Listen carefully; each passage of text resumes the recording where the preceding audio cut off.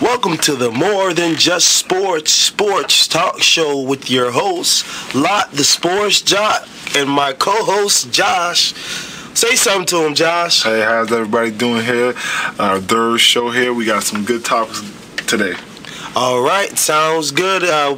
First thing we're going to hit, starting out, we're in the third week of the NFL season. We had some great games on today. Things look really well, man. I'm really excited about what I've seen out from a lot of teams today. I mean, a lot of great games, exciting games. That's what I love about the NFL season. Everything is so exciting. I mean, a lot of teams, a lot of upsets today. Things didn't go as a lot of people planned. I know, Josh, your pick seemed like you had a terrible day picking this week, huh? No, I really didn't have too much of a terrible day, but the Bills game was pretty much of a shocker to me. I mean, I did think the Bills were going to keep the game close because I just don't believe in the New England Patriots defense, but we'll get to that later on in the show here. All right, and now let's go ahead and give a shout out to our sponsorship and thank some of the people that make this show possible. A quick disclaimer, the views expressed on this show are the views of the host, co-hosts, any callers, any guests, and don't reflect the views of our sponsorship, Holland Jungle, or any individuals involved. We want to thank Holland Jungle, Cortex Sparks for all his engineering work. We want to thank all our sponsors, Muscle with Muscle Entertainment. We want to thank Holland Jungle Promotions. Check our blog, Spectator Sport with Josh and Lott at Spectator Sport with Josh Lott at blogspot.com. Please go ahead and leave us a message. Check out our Facebook, Fuck Josh at facebook.com. It's FUK. And excuse my French for those out there. Don't be... What's the word? Don't be offended, kid. It's only fantasy, baby. It's only the Matrix. Don't get offended over the Matrix. Let's go ahead and talk about our first topic. Let's get into some of the NFL games.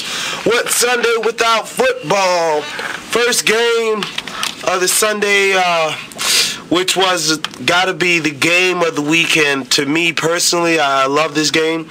We're going to go with the New England Patriots versus the Buffalo Bills.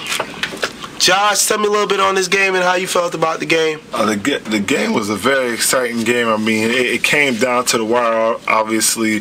But, the game started off, Ryan Fitzpatrick, threw two early interceptions that, allowed the Patriots to take that commanding 14-0 lead. But, Tom Brady came back and threw 4 interceptions of his own that Ryan Fitzpatrick, he capitalized off of, and that defense did too. I think they returned 2 for touchdowns. Wow. With Drake Florence and tell me it ain't so, Tom Brady. Say it ain't so. That bad defense and Tom Brady doing interceptions. I mean, New England, you cannot win games like that. That's just, I'm just gonna put that out there. I mean, you cannot have a mixture of a bad defense and the New England Patriots.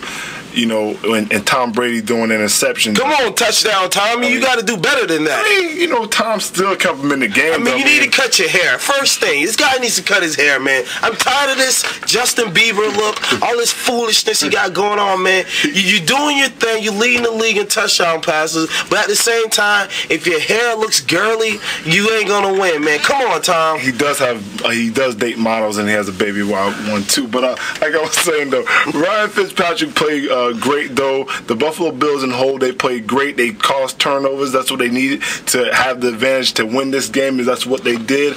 Belichick was very irate today. The ref gave him a timeout that he said he did not want it, and that timeout allowed the Buffalo Bills to run the clock down until 3 seconds for them to kick that game-winning field goal. So Belichick was very, very, very upset about that, and that ultimately cost him the game. I gotta say, I love that. That had to be the most entertaining part of that game was the Buffalo Bills having first and goal at the 1 yard line with 1:40 left and take a knee.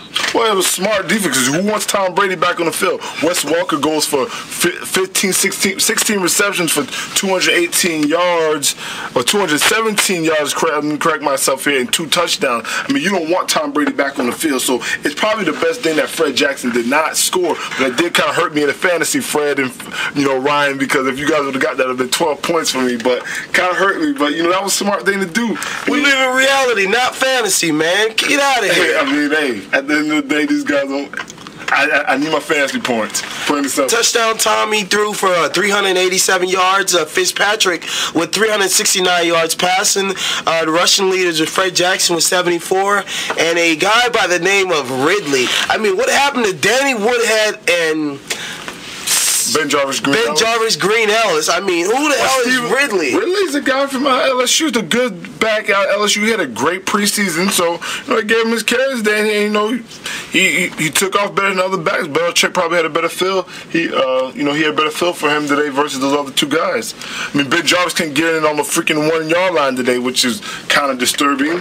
I mean, we talked about it last week. Buffalo Bills and their playoff hopes. I mean, this today went real far in showing who this Buffalo Bills team is, and the possibilities are endless. I mean, that just shows you what a real quarterback, an NFL quarterback, does to a team and a team's psyche, and allowing a team or taking a team to another level. I mean, this guy is doing his thing.